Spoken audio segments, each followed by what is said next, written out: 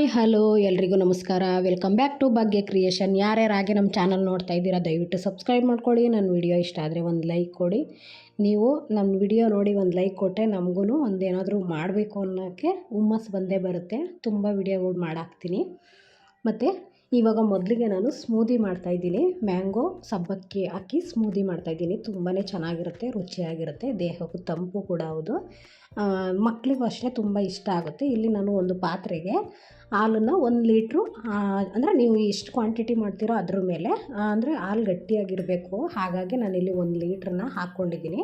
ನೀವು ಚೆನ್ನಾಗಿ ಕಾಯಿಸಿದಷ್ಟು ಅದು ಗಟ್ಟಿ ಬಂದಷ್ಟು ನಿಮಗೆ ಸ್ಮೂದಿ ತುಂಬಾ ಚೆನ್ನಾಗಿರುತ್ತೆ. ಹಾಗಾಗಿ ನಾನಿಲ್ಲಿ 1 ಲೀಟ್ರನ್ನ ಹಾಲು ಹಾಕ್ಕೊಂಡು ಅದಕ್ಕೆ ತಕ್ಕಂತೆ ಸಕ್ಕರೆನ ಹಾಕ್ಕೊಂಡಿದ್ದೀನಿ. ತುಂಬ ಸ್ವೀಟು ನಿಮಗೆ ಬೇಕು ಅಂದರೆ ಹಾಕ್ಕೊಳ್ಳಿ, ಇಲ್ಲಾಂದರೆ ಏನೂ ಪರವಾಗಿಲ್ಲ. ಯಾಕೆಂದರೆ ಇಲ್ಲಿ ಮ್ಯಾಂಗೋ ಬೇರೆ ಆ್ಯಡ್ ಮಾಡ್ತೀವಲ್ವ, ಹಾಗಾಗಿ ತುಂಬ ಸ್ವೀಟ್ ಆದರೆ ಅಷ್ಟೊಂದು ಟೇಸ್ಟ್ ಬರಲ್ಲ. ಒಂದು ಮೀಡಿಯಮಲ್ಲಿರಬೇಕು ಈ ಥರ ಮಾಡ್ಕೊಂಡು ತಿನ್ನುವಾಗ. ಹಾಗಾಗಿ ಇಲ್ಲಿ ನಾನು 1 ಲೀಟ್ರ್ ಹಾಲನ್ನು ತುಂಬ ಚೆನ್ನಾಗಿ ಕೆಂಪಗೆ ಆಗಂಗೆ ಕಾಯಿಸ್ಕೊತೀನಿ. ಇವಾಗ ಕಸ್ಟರ್ಡ್ ಪೌಡ್ರನ್ನ 1-2 ಸ್ಪೂನಷ್ಟು ಕಲಿಸ್ಬಿಟ್ಟು ಎತ್ತಿಟ್ಕೊಂಡಿದ್ದೀನಿ. ತಣ್ಣಗಿರೋ ಹಾಲಲ್ಲಿ ಹಾಕಿ ಕಲಿಸ್ಕೊಳ್ಳಿ. ಈ ರೀತಿ ಕಲಿಸ್ಕೊಂಡು ಇವಾಗ ಹಾಲು ತುಂಬ ಚೆನ್ನಾಗಿ ಕಾಯ್ದಿದೆ ಅಲ್ವಾ, ಇವಾಗ ಅದನ್ನು ನಿಧಾನಕ್ಕೆ ಈ ರೀತಿ ಸಣ್ಣಗೆ ಹಾಕ್ಕೊಂಡು ಈ ರೀತಿ ತಿರುಗಿಸ್ಕೊಳ್ಳಿ. ಏಕೆಂದರೆ ಒಂದೇ ಸಲ ಹಾಕ್ಕೊಂಬಿಟ್ರೆ ತುಂಬ ಗಂಟು ಟೈಪ್ ಆಗಿಬಿಡುತ್ತೆ. ಹಾಗಾಗಿ ನೀವು ನಿಧಾನಕ್ಕೆ ಈ ರೀತಿ ಹಾಕ್ಕೊಂಡು ಒಂದು ಸಲ ಸೌಟಲ್ಲಿ ಈ ರೀತಿ ಮಿಕ್ಸ್ ಮಾಡಿ 1-2 ಸೆಕೆಂಡ್ ಈ ರೀತಿ ಮಾಡಿದ್ರೆ ಸಾಕು. ಹಾಲು ಕರೆಕ್ಟಾಗಿ ಪರ್ಫೆಕ್ಟು ಅದಕ್ಕೆ ಬರುತ್ತೆ. ನಿಮ್ಗೆ ಇನ್ನೂ ಗಟ್ಟಿ ಬೇಕು ಅಂದರೆ ನೀವಿನ್ನೂ ಸ್ವಲ್ಪ ಕಸ್ಟರ್ಡ್ ಪೌಡರ್ನ ಮಿಕ್ಸ್ ಮಾಡ್ಕೊಂಡು ಹಾಕ್ಕೊಳ್ಳಿ. ನಾನಿಲ್ಲಿ ಒಂದು ಮೀಡಿಯಮ್ ಇರಲಿ ಅಂತ, ಏಕೆಂದರೆ ನಿಮಗೆ ಒಂಥರ ಮಿಲ್ಕ್ ಶೇಕ್ ಹೇಗೆ ಮಾಡ್ತೀವೋ ಆ ಟೈಪಲ್ಲೂ ಇರ್ಬೋದು, ಇಲ್ಲಾಂದರೆ ನೀವು ಸ್ಮೂದಿ ಬೇಕಾದ್ರೂ ಮಾಡ್ಕೋಬೋದು. 2 ಟೈಪಲ್ಲೂ ಮಾಡ್ಕೋಬೋದು. ಇದನ್ನು ತುಂಬಾ ರುಚಿಯಾಗಿರುತ್ತೆ. ನಾನು ಗ್ಯಾಸ್ ಹಚ್ಚಿ ಹಾಲು ಕಾಯಿಸಿ ಅದು ಇಡೋದೆಲ್ಲ ವಿಡಿಯೋ ಸ್ಕಿಪ್ ಆಗಿದೆ. ಬಟ್ ಸಾಕು, ತುಂಬ ಲೆಂತಿ ವಿಡಿಯೋ ಆಗುತ್ತೆ ಅನ್ನೋ ಕಾರಣಕ್ಕೆ ನಾನು ಈ ರೀತಿ ಸಿಂಪಲ್ಲಾಗಿ ವಿಡಿಯೋನ ಮಾಡಿದ್ದೀನಿ. ಇವಾಗ ಅದು ಹಾಲು ತಣ್ಣಗಾಗಲಿ ಅಂತ ಎತ್ತಿಟ್ಟಿದ್ದೀನಿ. ಇವಾಗ ಬೇರೆ ಪಾತ್ರೆಗೆ ನೀರನ್ನು ಕಾಯಿಸ್ಕೊಂಡು 1-2 ಸ್ಪೂನ ಎಣ್ಣೆನ ಹಾಕ್ಕೊಂಡಿದ್ದೀನಿ. ಇಲ್ಲಿ ನೀರು ಕಾಯ್ದಾದ್ಮೇಲೆ ನಾನಿಲ್ಲಿ ಸಬ್ಬಕ್ಕಿನ ಬೇಯಿಸ್ಕೊಳ್ಳೋದಕ್ಕೆ ಹಾಕ್ಕೊಂಡಿದ್ದೀನಿ. ಈ ಎಣ್ಣೆ ಏನಕ್ಕಪ್ಪ ಅಂತಂದರೆ ಅದು ಒಂದಕ್ಕೊಂದು ಅಂಟ್ಕೊಂಡ್ಬಿಡ್ತವೆ. ಹಾಗಾಗಿ ಸ್ವಲ್ಪ ಬಿಡಿಯಾಗಿರಲಿ ಅನ್ನೋ ಕಾರಣಕ್ಕೆ ನಾನಿಲ್ಲಿ ಸ್ವಲ್ಪ 1-2 ಸ್ಪೂನ್ ಎಣ್ಣೆನ ಹಾಕ್ಕೊಂಡು ಇಲ್ಲಿ ಬೇಯೋದಕ್ಕೆ ಹಾಕ್ಕೊಂಡಿದ್ದೀನಿ. ನೀವು ಈ ರೀತಿ ಇಲ್ಲ ಅಂದರೆ ಸ್ವಲ್ಪ ಹೊತ್ತು ನೆನೆಸ್ಬಿಟ್ಟು ನೀವು ಹಬೆಯಲ್ಲಿ ಸ್ಟೀಮ್ ಮಾಡ್ಕೊಂಡು ಬೇಯಿಸ್ಕೊತಾರಲ್ವ, ಆ ರೀತಿ ಬೇಕಾದರೂ ಮಾಡ್ಕೋಬೋದು. ನಾನು ಅದನ್ನೇನು ಮಾಡೋಕ್ಕೆ ಹೋಗಲಿಲ್ಲ. ಈ ರೀತಿನ ಮಾಡಿದ್ರೆ ಬೇಗ ಆಗುತ್ತೆ ಅಂತ ಹೇಳ್ಬಿಟ್ಟು ಇಲ್ಲಿ ಬೇಯಿಸ್ಬಿಟ್ಟು ಒಂದು ಜಾಲರಿಯಲ್ಲಿ ಸೋಸ್ಕೊತಾ ಇದ್ದೀನಿ.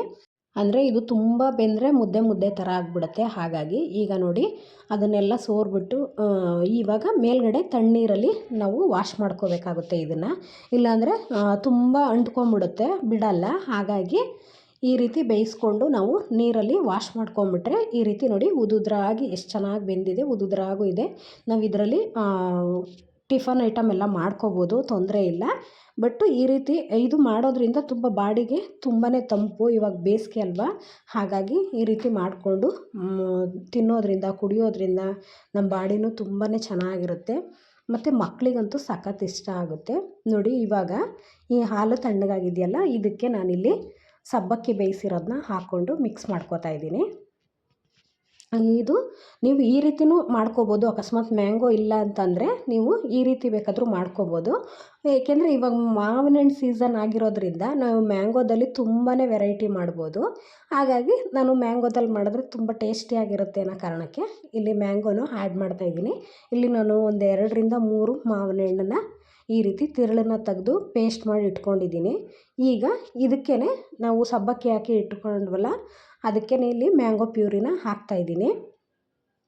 ಅಂದರೆ ಇದಕ್ಕೆ ಹಾಲೇನು ನಾನು ಹಾಕಿಲ್ಲ, ಏಕೆಂದರೆ ಇಲ್ಲೇ ನಾನು ಕಸ್ಟರ್ಡ್ ಪೌಡರು ಮತ್ತೆಲ್ಲ ಮಾಡಿಬಿಟ್ಟು ಗಟ್ಟಿ ಮಾಡ್ಕೊಂಡಿದ್ದೀನಲ್ಲ, ಹಾಗಾಗಿ ಹಾಲೇನು ಹಾಕ್ಕಂದಂಗೆ ಹಾಗೇ ನಾನು ಇಲ್ಲಿ ಪ್ಯೂರಿ ಮಾಡ್ಕೊಂಡಿದ್ದೀನಿ. ನಿಮಗೆ ಹಾಲು ಇನ್ನೂ ತುಂಬ ಗಟ್ಟಿಗೆ ಕಾಯಿಸ್ಬಿಟ್ಟು ನೀವು ಬೇಕಾದ್ರೆ ಮಾಡ್ಕೋಬೋದು, ಅದು ತುಂಬ ಚೆನ್ನಾಗಿ ಬರುತ್ತೆ. ನಾನಿಲ್ಲಿ ಅದನ್ನು ಹಾಕ್ಕೊಂಡು ಈ ರೀತಿ ಚೆನ್ನಾಗಿ ಮಿಕ್ಸ್ ಕೊಡಿ. ಏಕೆಂದರೆ ಚೆನ್ನಾಗಿ ಮಿಕ್ಸ್ ಆಗಬೇಕಲ್ವ, ಸಪ್ರೇಟ್ ನಾವು ಹಾಕಿರೋದ್ರಿಂದ ಚೆನ್ನಾಗಿ ಮಿಕ್ಸ್ ಆಗಬೇಕು. ಆವಾಗ ನಿಮಗೆ ತಿನ್ನೋದಕ್ಕೂ ಅಷ್ಟೇ ನೋಡಿ ಎಷ್ಟು ಚೆನ್ನಾಗಿ ಕಲರ್ ಬಂದಿದೆ. ಯಾವ ಕಲರು ಬೇಡ, ಅಷ್ಟು ಚೆನ್ನಾಗಿ ಕಾಣುತ್ತೆ. ಇಲ್ಲಿ ಸಬ್ಜಾ ಬೀಜನ ನಾನು ನೆನೆಸಿಟ್ಟಿದ್ದೆ. ನೀವು ಮಾಮೂಲಿ ಚಿಯಾ ಸೀಡ್ಸ್ ಬೇಕಾದರೂ ಹಾಕ್ಕೋಬೋದು. ಬಟ್ ಅದಕ್ಕಿಂತ ಈ ಸಬ್ಜಾ ಸೀಡ್ಸು ತುಂಬಾ ಒಳ್ಳೆಯದು ಆರೋಗ್ಯಕ್ಕೆ. ಇದು ಅಷ್ಟೇ ಬಾಡಿಗೆ ತುಂಬಾ ತಂಪು. ಹಾಗಾಗಿ ನಾವು ಈ ರೀತಿ ಮಾಡಿಕೊಂಡು ಕುಡಿಬೋದು. ನೋಡಿ ಇಷ್ಟೇ ಹಿಂಗಿದ್ರೂ ಸಾಕು, ನೀವು ಹೀಗೆ ಬೇಕಾದ್ರೆ ಮಾಡ್ಕೊಂಡು ಕುಡಿಬೋದು. ಇಲ್ಲಿ ಸ್ವಲ್ಪ ಏಲಕ್ಕಿ ಪೌಡರನ್ನು ಹಾಕ್ಕೋತಾ ಇದ್ದೀನಿ. ಏಕೆಂದರೆ ಸ್ವೀಟ್ ಅಲ್ವಾ, ಸ್ವಲ್ಪ ಏಲಕ್ಕಿ ಹಾಕಿದ್ರೇ ಅದ್ರ ಫ್ಲೇವರು ನಮಗೆ ಚೆನ್ನಾಗಿ ಬರುತ್ತೆ. ಟೇಸ್ಟು ಅಷ್ಟೇ ತುಂಬ ಚೆನ್ನಾಗಿರುತ್ತೆ. ನೋಡಿ ಎಷ್ಟು ಚೆನ್ನಾಗಿದೆ, ನೀವು ಹಾಗೇ ಮಾಡ್ಕೋಬೋದು. ಇಲ್ಲಿ ನಾನು ಇದಕ್ಕೆ ಹಣ್ಣು ಮತ್ತು ಡ್ರೈ ಫ್ರೂಟ್ಸು ಎಲ್ಲ ಯೂಸ್ ಮಾಡ್ತಾಯಿದ್ದೀನಿ. ಅಂದರೆ ತುಂಬ ಹೆವಿ ಹಣ್ಣು ಡ್ರೈ ಫ್ರೂಟ್ಸ್ ಎಲ್ಲ ನಾನು ಯೂಸ್ ಮಾಡ್ತಾಯಿಲ್ಲ, ಸಿಂಪಲ್ಲಾಗಿ ಮಾಡ್ಕೋತಾ ಇದ್ದೀನಿ. ನೀವು ಬೇಕು ಅಂದರೆ ಎಲ್ಲ ರೀತಿ ಹಣ್ಣುಗಳ್ನು ನೀವು ಮಾಡ್ಕೋಬೋದು. ಆ ರೀತಿ ಮಾಡಿ ಫ್ರಿಡ್ಜಲ್ಲಿ ಎತ್ತಿಟ್ಟಿದ್ದೆ ಒಂದು ಅರ್ಧ ಗಂಟೆ. ಫುಲ್ಲು ಕೋಲ್ಡ್ ಆಗಬೇಕು. ಆ ಟೈಮಲ್ಲಿ ನಾವು ಈ ರೀತಿ ತೊಗೊಂಡು ಇಲ್ಲಿ ಆಪಲ್ಲು ಮತ್ತು ಬನಾನನ ಕಟ್ ಮಾಡಿ ಎತ್ತಿಟ್ಕೊಂಡಿದ್ದೀನಿ. ಮತ್ತು ಡ್ರೈ ಫ್ರೂಟ್ಸು ನಾನು ಜಾಸ್ತಿ ಬೇರೆ ಡ್ರೈ ಫ್ರೂಟ್ಸ್ ಯಾವುದು ತೊಗೊಂಡಿಲ್ಲ, ಬರೀ ಬಾದಾಮಿ ಮಾತ್ರ ತೊಗೊಂಡಿದ್ದೀನಿ. ಇಲ್ಲಿ ನೋಡಿ 2 ಅಥವಾ ಬೌಲ್ ಆಗಲಿ ಅಥವಾ ಗ್ಲಾಸ್ ಆಗಲಿ ನೀವು ಈ ರೀತಿ ಇಟ್ಕೋಬೋದು. ನಾನಿಲ್ಲಿ ಐಸ್ ಕ್ರೀಮ್ನ ಯೂಸ್ ಮಾಡ್ತಾಯಿದ್ದೀನಿ. ಏಕೆಂದರೆ ಬೇಸಿಗೆ ಅಲ್ವಾ, ತುಂಬ ಚೆನ್ನಾಗಿರುತ್ತೆ ಫ್ಲೇವರು. ಐಸ್ ಕ್ರೀಮ್ ಜೊತೆ ತಿಂದ್ರಂತೂ ಇನ್ನೂ ಚೆನ್ನಾಗಿರುತ್ತೆ. ಹಾಗಾಗಿ ನೀವು ಫ್ಲೇವರು ನಾನಿಲ್ಲಿ ವೆನಿಲಾ ತೊಗೊಂಡಿದ್ದೀನಿ. ನೀವು ಬೇಕು ಅಂದರೆ ಮ್ಯಾಂಗೋ ಫ್ಲೇವರ್ದು ಐಸ್ ಕ್ರೀಮ್ ಬರುತ್ತೆ, ಅದನ್ನು ಬೇಕಾದರೂ ಹಾಕ್ಕೋಬೋದು.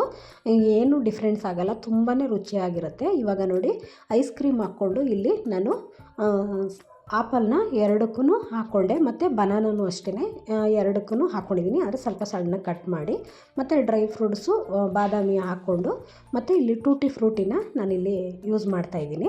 ನೀವು ಅಂದರೆ ಕಲರಾಗಿ ತುಂಬ ಚೆನ್ನಾಗಿರುತ್ತೆ. ಹಾಗಾಗಿ ಇದ್ದರೆ ಹಾಕ್ಕೊಳ್ಳಿ, ಇಲ್ಲಾಂದರೆ ಸ್ಕಿಪ್ ಮಾಡಿ. ಬರೀ ಡ್ರೈ ಫ್ರೂಟ್ಸ್ ನೀವು ಯಾವ್ದು ಬೇಕಾದರೂ ಎಲ್ಲ ಥರ ಡ್ರೈ ಫ್ರೂಟ್ಸ್ನ ನೀವು ಯೂಸ್ ಮಾಡ್ಬೋದು.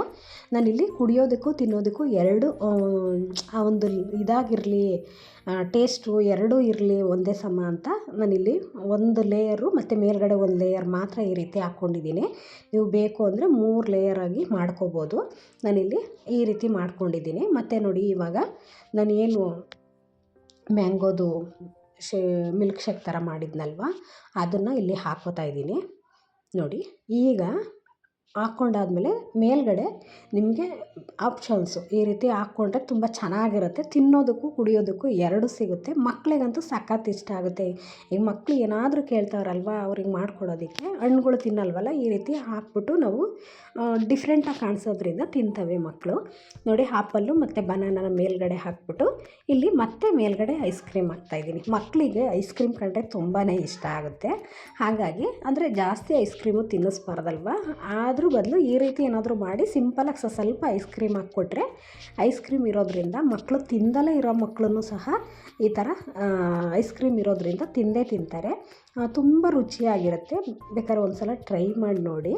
ಇವಾಗ ಮೇಲ್ಗಡೆ ನಾವು ಡ್ರೈ ಫ್ರೂಟ್ಸು ಏನು ಬೇಕಾದರೂ ಹಾಕ್ಕೋಬೋದು, ಏನು ತೊಂದರೆ ಇಲ್ಲ. ನಾನಿಲ್ಲಿ ಸ್ವಲ್ಪ ಟೂಟಿ ಫ್ರೂಟಿ, ಏಕೆಂದರೆ ವೆನಿಲಾ ಐಸ್ ಕ್ರೀಮ್ ಆಗಿರೋದ್ರಿಂದ ಅದು ಯೆಲ್ಲೋ ಮತ್ತು ವೈಟಲ್ಲಿ ಈ ಥರ ಕಲರ್ಫುಲ್ಲಾಗಿ ಹಾಕಿದ್ರೆ ನೋಡೋದಕ್ಕೂ ಅಷ್ಟೇ ತುಂಬ ಚೆನ್ನಾಗಿ ಕಾಣುತ್ತೆ. ಹಾಗಾಗಿ ನಾನಿಲ್ಲಿ ಟೂಟಿ ಫ್ರೂಟಿ ಹಾಕ್ಕೊಂಡು ಸ್ವಲ್ಪ ಬಾದಾಮಿ ಕಟ್ ಮಾಡಿ ಇಟ್ಕೊಂಡಿದ್ದೆ, ಅದನ್ನು ಹಾಕೋತಾ ಇದ್ದೀನಿ. ನೀವು ಯಾವ ರೀತಿ ಬೇಕಾದ್ರೂ ಹಾಕೊಂಡು, ಮತ್ತು ಒಂದು ಚೆರಿ ತಗೊಂಡು ಬಂದು ಹಾಕಿದ್ರೂ ಮೇಲ್ಗಡೆ ಇಟ್ಟರು ಇನ್ನೂ ಡೆಕೋರೇಷನ್ ತುಂಬಾ ಚೆನ್ನಾಗಿ ಕಾಣುತ್ತೆ. ನೋಡಿ ಎಷ್ಟು ಚೆನ್ನಾಗಿ ಕಾಣಿಸ್ತಿದೆ, ನೋಡಿದ್ರೆ ತಿನ್ನಬೇಕು ಅಂತ ಅನ್ನಿಸ್ತಾ ಇದೆ. ಅಷ್ಟು ಟೇಸ್ಟಿಯಾಗಿರುತ್ತೆ ಮತ್ತು ನಮ್ಮ ದೇಹಕ್ಕೂ ಕೂಡ ತಂಪು. ಈ ಬಿಸಿಲಲ್ಲಿ ಈ ರೀತಿ ಮಾಡಿಕೊಡೋದ್ರಿಂದ, ಫ್ರಿಡ್ಜಲ್ಲಿ ಸ್ವಲ್ಪ ಕೂಲಾಗಿ ಇಟ್ಕೊಂಡು ತಿನ್ನೋದ್ರಿಂದ ನಮ್ಮ ಬಾಡಿ ತುಂಬಾ ತಂಪಾಗುತ್ತೆ. ಟೇಸ್ಟು ಅಷ್ಟೇ ಸೂಪರಾಗಿದೆ. ಒಂದು ಸಲ ಮನೇಲಿ ಟ್ರೈ ಮಾಡಿ. ಹೀಗೆ ನಮ್ಮ ಚಾನಲ್ನ ಸಪೋರ್ಟ್ ಮಾಡಿ, ಸಬ್ಸ್ಕ್ರೈಬ್ ಮಾಡ್ಕೊಳ್ಳಿ, ಶೇರ್ ಮಾಡಿ, ಕಮೆಂಟ್ ಮಾಡಿ. Thank you for watching.